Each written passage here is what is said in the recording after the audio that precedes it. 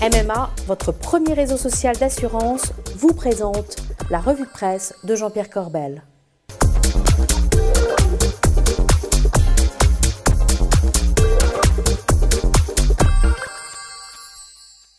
Bonjour, c'est mardi et c'est la revue de presse avec Jean-Pierre Corbel. Jean-Pierre, bonjour. Ni hao, Bogdan. Ah, vous avez vu les Chinois? Voilà, j'ai vu les Chinois. Je ne vais pas vous parler politique, ça n'est pas le sujet de cette revue. Donc effectivement, j'ai découvert à l'occasion de la venue du président chinois en France qu'on avait un problème patrimonial sur notre patrimoine culinaire, la bonne bouffe, Bogdan, vous savez. Et pour ceux qui ne l'auraient pas vu, la ministre du Commerce extérieur, elle a fait une bourde. Regardez ça.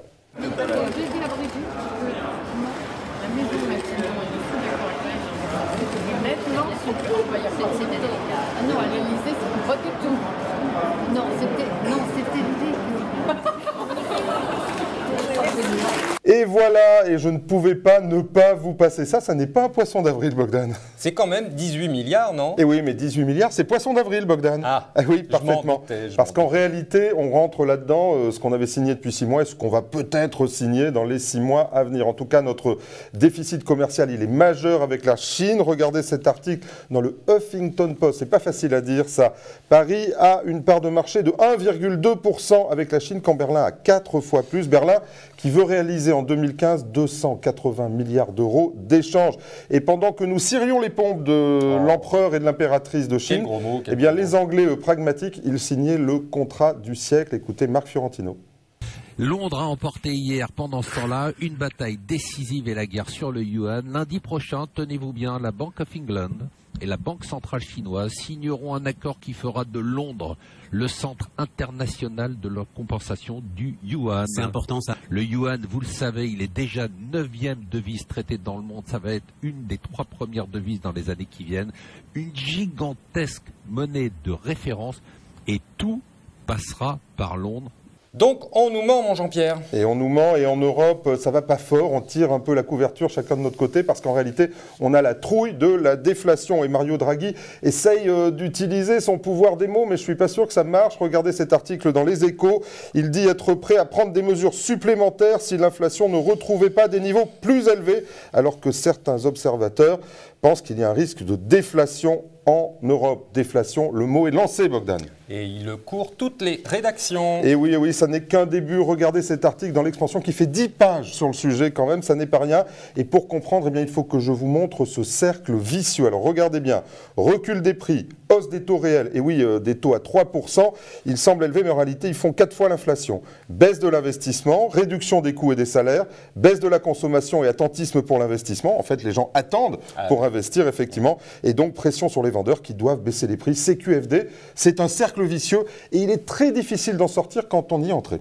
Quel impact pour l'épargnant? Eh bien pour l'épargnant, c'est simple. Il y a une augmentation de la dette d'abord. Si la valeur de l'argent baisse, eh bien, il y a une augmentation de la dette. Et surtout, l'immobilier baisse. Regardez la chute vertigineuse des prix de l'immobilier au Japon en phase de déflation de 90 à 2013. 60% de perte de valeur, ça n'est pas rien. Alors que partout ailleurs, l'immobilier a explosé dans le monde. Alors qu'est-ce qu'il faut faire en matière de placement? Alors là, il faut trouver des placements et ça va changer le paradigme, si je puis dire. Il faut trouver des placements qui garantissent le capital, Bogdan. Et là, ça change tout, effectivement. Pas d'immobilier donc. Et regardez cet article dans Les Échos. Les obligations représentent une bonne défense contre la déflation, garantissant une protection, voire une valorisation du capital, résume Isabelle Vic-Philippe, responsable taux euro et inflation chez Amundi. Et je vais vous étonner, Bogdan. Une des bonnes défenses contre la déflation, eh bien, ça peut être les fonds en euros. Et notamment les fonds euro-croissance, parce que ça garantit le capital. Vous voyez, il n'y a que les imbéciles qui ne changent pas d'avis. Suivez mon regard, enfin, suivez le vote plutôt. Ouais. Arrêtez, vous vous faites du mal, mon Jean-Pierre. Les actions alors? Alors les actions, attention, là c'est dangereux aussi. Il faut favoriser des actions qui ont ce qu'on appelle un pricing power, c'est-à-dire des actions, des sociétés qui ont la capacité de maintenir leur prix en phase de difficultés économiques. Et là, il faut aller fouiller dans les 6 caves pour les trouver.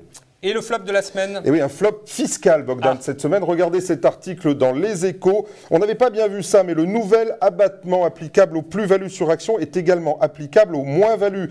Et après 2 ans de détention, les titres en moins-value bénéficient, enfin non, là le mot est impropre, ils subissent un abattement de 50% qui sont applicables.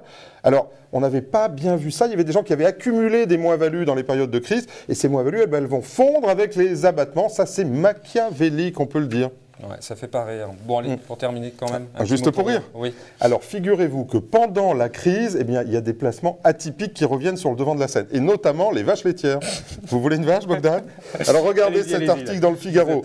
Investir dans les vaches laitières. Une vache, ça coûte 1 630 € avec un rendement moyen, nous dit le Figaro, de 4 à 5%. Pour l'investisseur... C'est pas mal. Ouais, c'est pas mal. Pour l'investisseur, c'est un moyen de diversifier ses revenus, nous explique Pierre Marguerite, le président de la société Élevage et Patrimoine. Alors, Marguerite, vache, vous voyez le truc? Mais où est-ce que vous allez chercher ça? Et alors Marguerite, je vous le dis, c'est le prénom de ma maman. Et si la vache laitière que vous achetez, elle a le même caractère que ma mère, eh bien, je vous souhaite bien du courage, pardon, maman, si tu nous entends.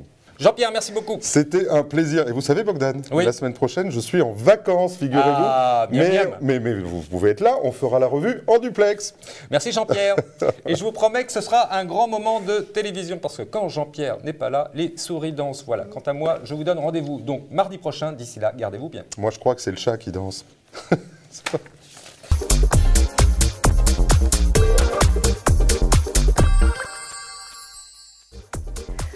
La revue de presse de Jean-Pierre Corbel vous a été présentée par MMA, votre premier réseau social d'assurance.